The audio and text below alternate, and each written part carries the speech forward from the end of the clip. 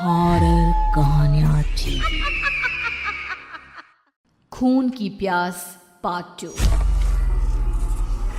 और उसके बाद वो जंगल एक बार फिर से सुमन की चीखों से गूंज उठा। लेकिन आज की रात सुमन की चीखों को सुनने वाला वहां पर कोई भी नहीं था। अगर वहां पर कोई मौजूद था तो बस हरिया, जो कि अब एक भेड़िए में बदल चुका था। सुमन के बालों को पकड़कर घसीटते हुए वो जंगल के बीचों बीच एक जगह पर ले जा रहा था। अगली सुबह गांव में। अरे भाई, पता नहीं क्या बात है, अपने गांव का हरिया किसान और उसकी पत्नी सुमन दोनों गायब हैं। दोनों का कोई अता पता नहीं। अरे कैसी बातें कर रहे हो भाई, ये कब हुआ है? अरे पूरे गांव में खबर फैली पड़ी है। कल रात को दोनों खेत की तरफ जा रहे थे, लेकिन लौटकर आए ही नहीं। तो हो सकता है अपने खेत पर होंगे। पूरा गांव ढूंढ कर आया है भाई। जानते हो क्या मिला वहां पर?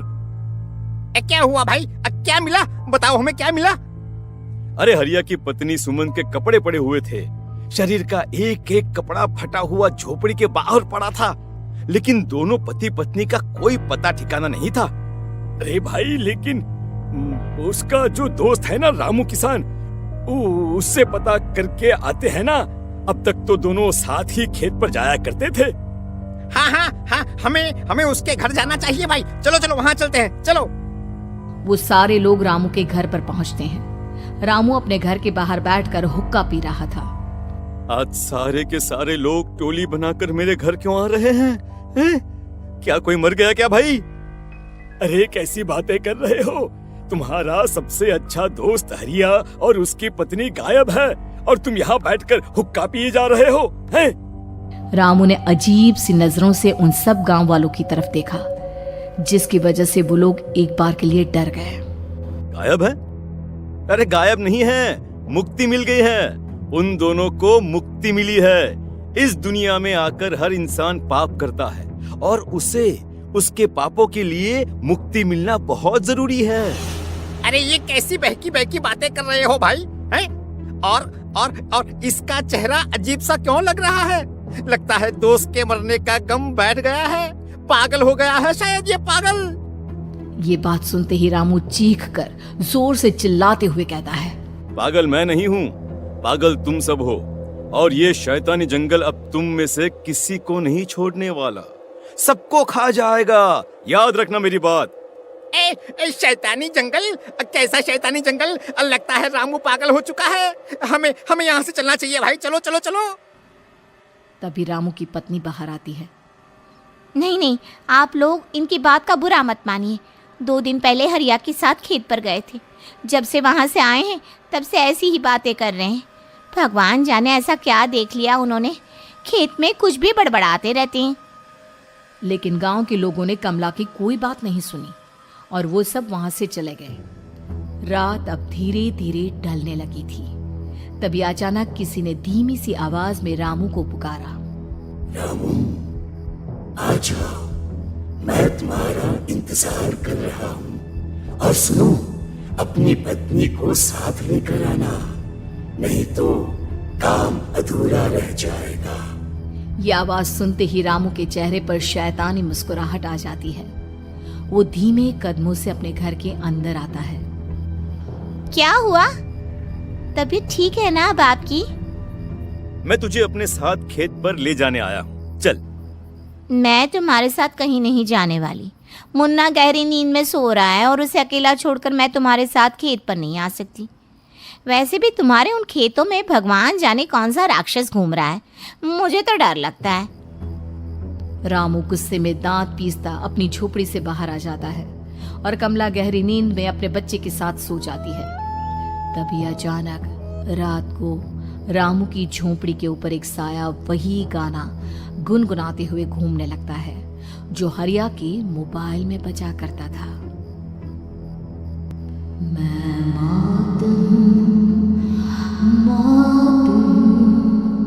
मौत जो बसरी है चारों ओर, जो आएगी कहीं से भी निगल जाएगी सबको।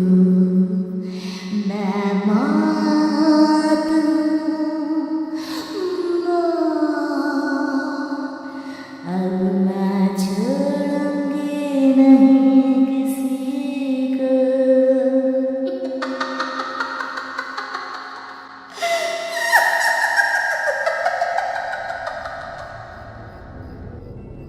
ये आवाज सुनकर रामू की पत्नी कमला की आंख खुलती है और वो देखती है कि उसका मुन्ना अपनी जगह से गायब था।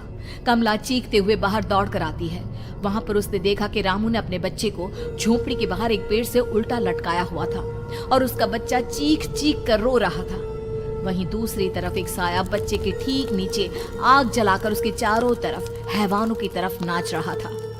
छोड़ दो मेरे बच्चे को। अरे क्या कर रहे हो तुम? शर्म नहीं आती तुम्हें? अपने ही बच्चे को इस तरह मौत के हवाले करते हुए। अपना बच्चा? किसने कहा ये मेरा बच्चा है? अरे ये तो उस रामू की औलाद है, इस गांव के किसान रामू की, और मेरी दुश्मनी इस गांव के हर इंसान के साथ है। क्या कैसी बात कर रहे हो तुम? और ये औरत कौन है? ये मेरे बच्चे को खा जाएगी। तभी अचानक से उस साया ने एक बेहद खतरनाक दिखने वाली औरत का रूप ले लिया और उसकी आंखों से आग निकल रही थी। सही पहचाना तूने, मैं तेरे बच्चे को खा जाऊंगी। अगर तू अपनी इस हैवान पति रामू के साथ जंगल नहीं आए तो मैं तेरे बच्चे को खा जाऊंगी। लेकिन क्यों? आखिर क्या चाहती हो तुम मुझसे? मुझे जंगल क्यों ले जाना चाहती हो? औरत बुरी तरह से ठहाके मार मार कर जोर जोर से हंसने लगी और साथ में रामू भी। ये तो तुझे वहाँ चलने के बाद ही पता चलेगा ना। अगर तू नहीं आई तो थोड़ी देर में तेरा ये बच्चा आग में जलकर मर जाएगा। चल जल्दी। नहीं मेरे बच्चे को छोड़ दो। तुम जहाँ कहोगे मैं तुम्हारे साथ चलने के लिए तैयार हूँ। और उसके बाद उस बच्चे को झोपड़ी में लिटाकर आगे आगे वो साया चल रहा था और उसके पीछे पीछे रामू अपनी पत्नी के बाल पकड़कर उसे घसीटते हुए जंगल की तरफ ले गया। जंगल में जाने के बाद कितनी खूबसूरत हो तुम। आज की रात बस तुम और मैं एक दूसरे के साथ रहेंगे। मुझे तुमसे बहुत डर लग रहा है। तुम्हें क्या हो गया है? तुम तो बिल्कुल ठीक थे। वो होगा जो हमारे बीच होना चाहिए। तो आओ अपने आप को मेरे हवाले कर दो। कमला ने डर की वजह से अपनी दोनों आंखें कसकर बंद कर ली थी। रामू ने बुरी तरह से चीख कर कमला से कहा, आंखें खोलो अपनी और मेरी तरफ देखो। कमला ने जैसे ही अपनी आंखें खोली उसने देखा कि रामू एक खतरनाक खूनी हैवान में बदल चुका था। कौन हो तुम? जाने दो मुझे। क्या चाहते हो मुझसे? वही जो एक आदमी एक औरत से चाहता है। मैं तुम्हारा पति रामू नहीं बल्कि इस जंगल का एक भेड़िया हूँ, और आज की रात तुम्हारे खून से अपनी प्यास बुझा जाऊं। और उसके बाद वो जंगल कमला की दर्दनाक चीखों से गूंज उठा। अगली सुबह कमला के कपड़े भी जंगल में उसी तरह पाए गए जैसे कि सुमन के पाए गए थे। इस घटना के बाद पूरे गांव में दहशत का माहौल था। अपने माँ बाप की मौत और गांव में हो रहे इस तरह की घटनाओं की खबर सुनकर किशन शहर से गांव लौट आया था। अपने माँ बाप की बेदर्द मौत की वजह से वो बहुत परेशान था। तभी अचानक उसे अपने घर में खाट के नीचे पड़ा हुआ वो मोबाइल फोन मिला जो उसने अपने पापा हरिया को गिफ्ट किया था। अरे कितने प्यार से पापा के लिए मोबाइल फोन लेकर आया था। इसे एक दिन भी काम में नहीं ले पाए। और आखिर कौन है जो गांव में इस तरह की हत्याएं कर रहा है? क्या है इन सब के पीछे? क्या है? मुझे पता करना ही होगा, वरना एक दिन पूरा का पूरा गांव खाली हो जाएगा। इस गांव में एक भी जिंदा इंसान नहीं बचेगा।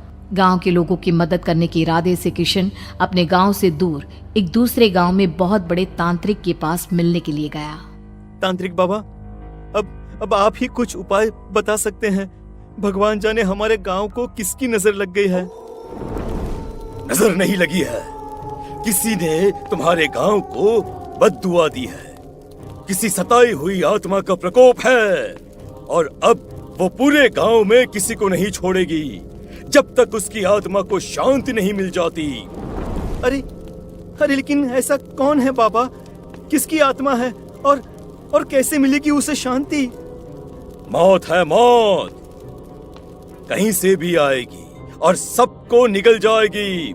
इससे बचने का सिर्फ एक ही उपाय है, लेकिन उस उपाय को करना आसान नहीं होगा। जो भी उस उपाय को करने की कोशिश करेगा उसकी जान जा सकती है। भले ही मेरी जान चली जाए, लेकिन मैं अपने गांव के लोगों की जान बचाने की पूरी कोशिश करूंगा बाबा। तो ठीक है, फिर अगली अमावस की रात जैसा मैं कहता हूँ वैसा ही करना। अमावस की रात तांत्रिक के बताए अनुसार किशन अपने साथ केरोसिन लेकर जंगल की तरफ चल पड़ा। उसके हाथ में देवी के मंदिर का सिंदूर भी था। किशन जंगल के बीचों बीच पहुंचा। ये देखकर उसकी आंखें फटी की फटी रह गई। वहां एक उबलते पानी का तालाब था और कई लोगों की लाश लटक रही थी। किशन के माँ बाप की लाश भी वहीं थी। माँ, बापू, क्या हो गया? ये क्या हो गया? तभी वहां पर एक औरत और आदमी आते हैं। उन्हें देखकर किशन चौंक जाता है। गोपाल काका, आपकी तो 5 साल पहले मौत हो गई थी। और निर्मला काकी, आप? मौत तो हो गई थी, लेकिन तुम ये नहीं जानते कि हमारी मौत कैसे हुई थी। क्या कहना चाहते हैं आप? कुछ नहीं, बस ये जान लो कि अब इस गांव में कोई जिंदा नहीं बचेगा।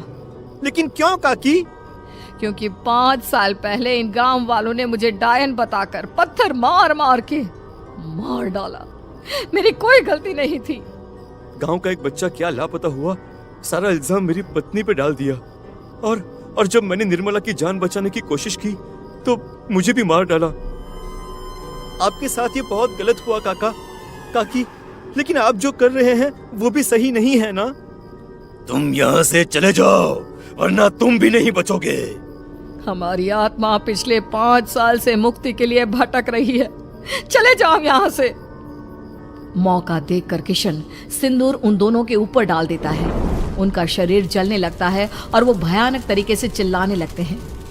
अगले ही पल किशन उनके ऊपर केरोसिन डाल देता है और वो दोनों जल जाते हैं। किशन अपने माँ बाप और दूसरी लाशों का अंतिम संस्कार करवाता है और अपने घर लौट आता है, लेकिन वो अभी भी